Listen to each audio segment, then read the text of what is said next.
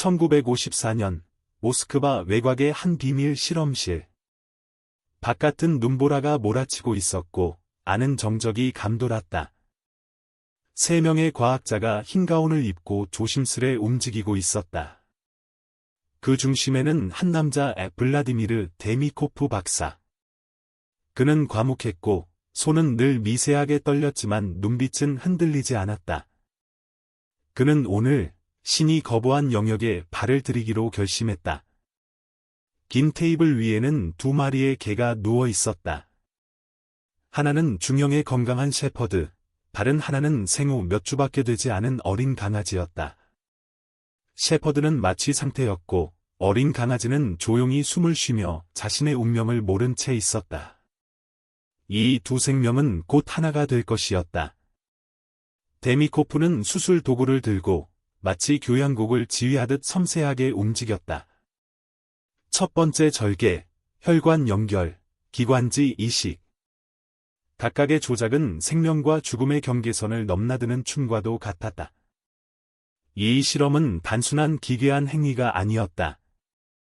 소련은 냉전의 그늘 아래에서 인간의 생명 연장을 위한 이식 기술에 집착하고 있었다. 심장 이식, 폐 이식, 심지어 머리까지. 그 어떤 윤리도 종교적 경고도 이 야망을 막지 못했다. 데미코프는 자신이 인류의 미래를 앞당기고 있다고 믿었다. 아니, 믿으려 했다. 수술은 몇 시간에 걸쳐 이어졌다. 실험실 안은 핏물 냄새와 긴장된 땀 냄새로 가득했다. 마침내 강아지의 머리가 셰퍼드의 목 옆에 자리 잡았다. 그 순간 누구도 숨을 쉬지 못했다. 심장이 뛰기 시작했고 몇 초 후 어린 개가 눈을 떴다. 작은 혀를 내밀며 허공을 핥았다. 셰퍼드는 아직 깊은 마취에 잠겨 있었지만 2개의 머리는 모두 살아 있었다. 성공이야. 조수가 속삭였지만 데미코프는 아무 말도 하지 않았다. 그는 눈앞의 광경을 바라보며 자신조차 믿기 어려운 현실을 받아들이려 애썼다. 살아있는 개의 몸에서 2개의 머리가 움직이고 있었다. 강아지는 혀를 낼름거리며 조용히 짖었고 셰퍼드는 천천히 눈꺼풀을 떨며 깨어나고 있었다. 그러나 그 기묘한 생명체는 하나가 아니었다. 둘은 서로를 인식하지 못했고 각자의 의지대로 움직였다. 한 몸, 2 정신. 그것은 생명이라기보다는 저주에 가까웠다. 관찰자들은 불편한 침묵 속에서 그 존재를 바라보았다. 생명공학의 승리였는가, 아니면 신성모독의 산물이었는가? 며칠 후, 모스크바 국립의학연구소에서는 극비리에 촬영된 필름이 회의실에서 상영되었다. 정치 장교들, 과학자들, 군의관들 모두 숨을 죽인 채 2머리 달린 개가 움직이는 장면을 지켜봤다. 일부는 경이로움에 숨을 쉬지 못했고 다른 일부는 얼굴을 돌리며 역겨움을 참았다. 그리고 누군가는 속으로 이렇게 중얼거렸다. 이건 인간에게도 가능한가? 그 실험은 단순한 의학적 도전이 아니었다.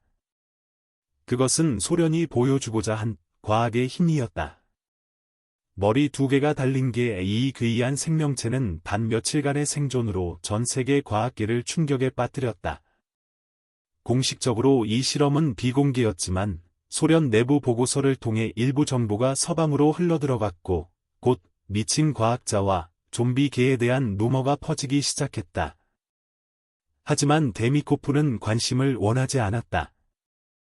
그는 조용히 다음 실험을 준비했다.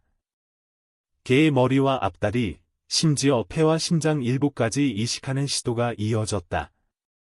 실험체들은 대부분 하루를 넘기지 못했지만 간혹 3일, 많게는 6일까지 살아있는 경우도 있었다. 그 생물체들은 먹고, 짖고, 눈을 깜박였다. 그러나 그들의 시선은 마치 이 세상이 아닌 어딘가를 바라보는 듯했다. 어느 날, 조용한 실험실에서 이상한 광경이 펼쳐졌다. 어린 개의 머리가 조용히 눈을 깜박이며 데미코프를 응시했다. 그리고 침대에 묶여있던 몸이 가늘게 떨리며 머리 하나가 낮게 으르렁댔다. 실험실 조수가 물었다. 박사님. 얘가 화난 것 같아요. 데미코프는 대답하지 않았다. 그는 알고 있었다. 이 생명체는 고통 속에 살고 있었다. 그는 자신이 창조한 존재를 바라보며 그 내면의 갈등과 회의에 시달렸다. 나는 신이 될 수 있을까? 아니면 괴물이 된 것인가? 어느 날 밤, 그는 실험 노트를 덮고 앉아 아버지의 성경책을 꺼냈다.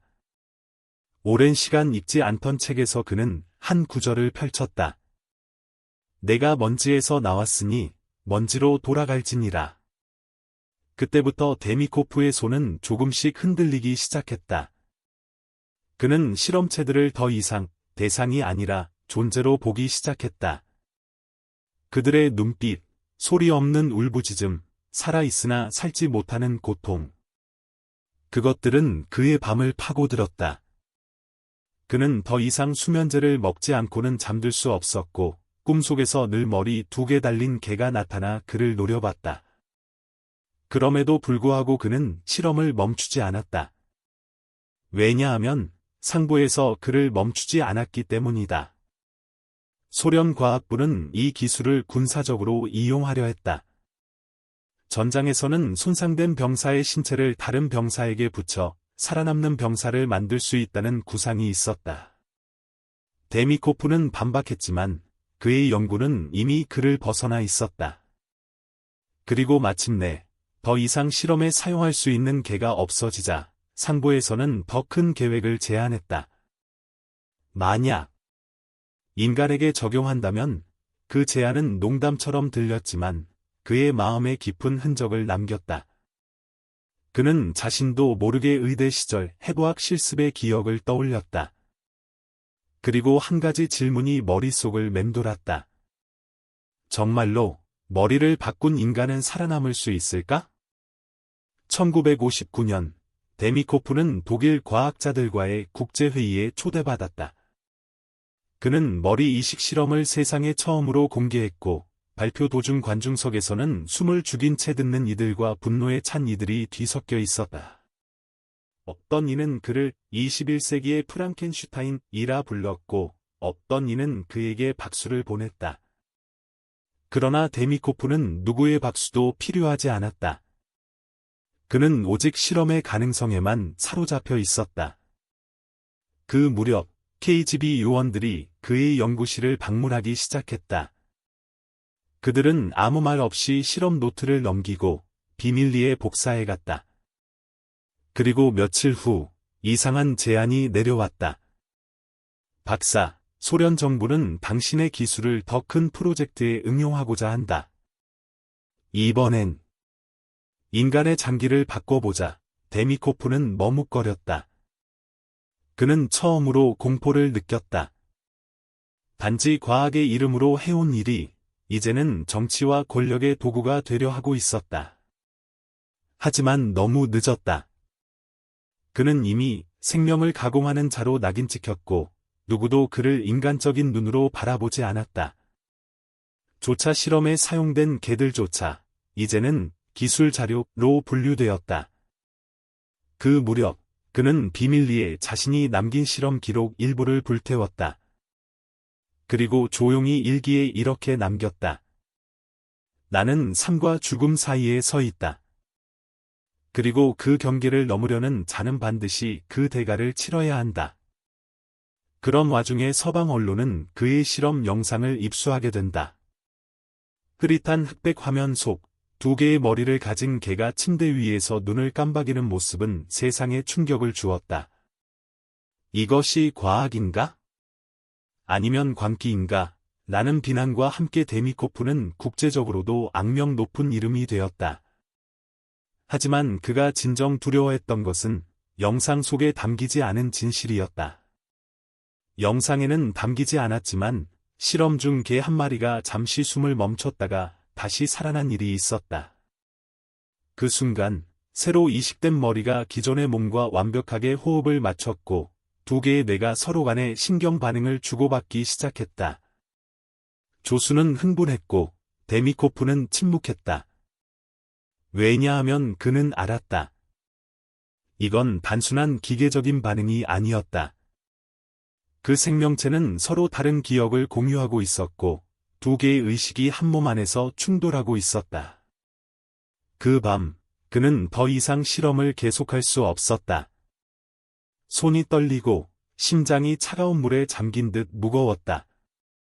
그는 일기를 쓰려다 멈췄고 조용히 거울 앞에 섰다.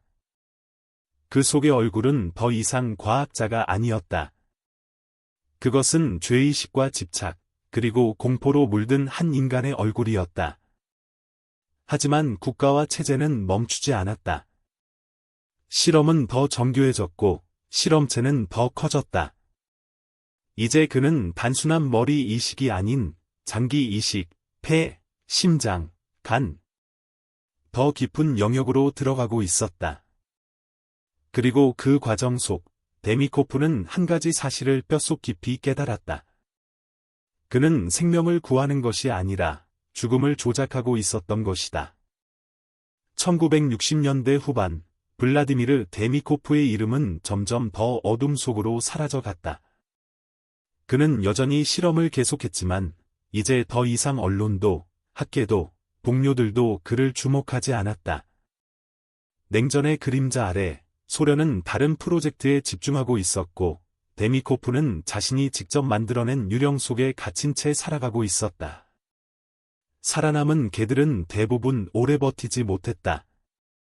이식된 머리는 서서히 괴사했고 두 개의 정신은 끝없는 혼란 속에서 서로를 부정하며 죽어갔다.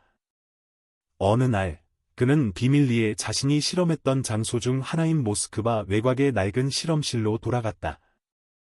조용했다.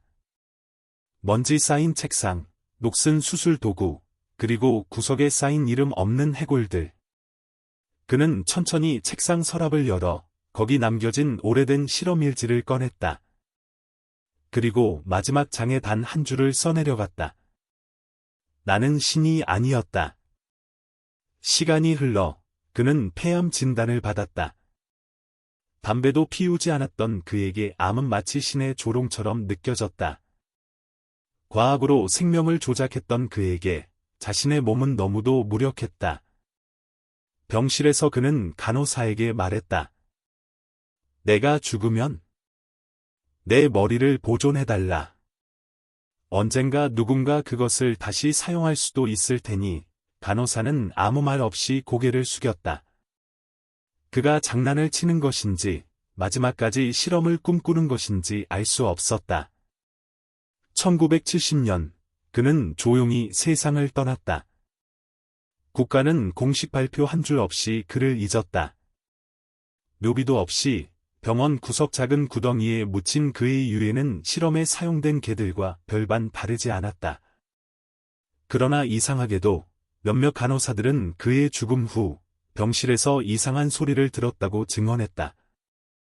밤마다 누군가 중얼거리듯 러시아어로 이건 단지 시작일 뿐이다 라고 반복했다는 것이다. 그 후 수십 년이 흐르고 과학은 장기 이식, 인공장기, 뇌파 복제 등 놀라운 발전을 이루었다. 그러나 그 기초에는 아무도 말하지 않는 이름이 있었다. 데미코프. 그는 공식적인 인정도, 영광도 받지 못했지만 그의 실험은 뇌리 깊숙이 남아있는 영상과 소문으로 한 시대의 금기를 흔들어 놓았다. 그리고 지금도 인터넷 깊숙한 곳 어딘가에는 흐릿한 영상이 남아있다. 두 개의 머리를 가진 개가 깜빡이는 영상. 그것은 생명에 대한 경애가 아닌 인간의 오만이 만들어낸 기이한 유물이다. 누군가는 그것을 보고 공포에 떨고 누군가는 그것을 보고 미래를 상상한다. 하지만 진실은 단 하나다. 그 생명체는 단 한순간도 평화를 느끼지 못했다는 것. 마지막으로 남은 데미코프의 조수는 수십 년 후 인터뷰에서 이렇게 말했다. 박사는 늘 조용히 웃으면서 말하곤 했죠. 우린 생명을 만든 게 아니야. 우린 단지 죽음과 죽음을 꿰맨 것뿐이야. 그 말이 아직도 밤마다 제 꿈에 나옵니다.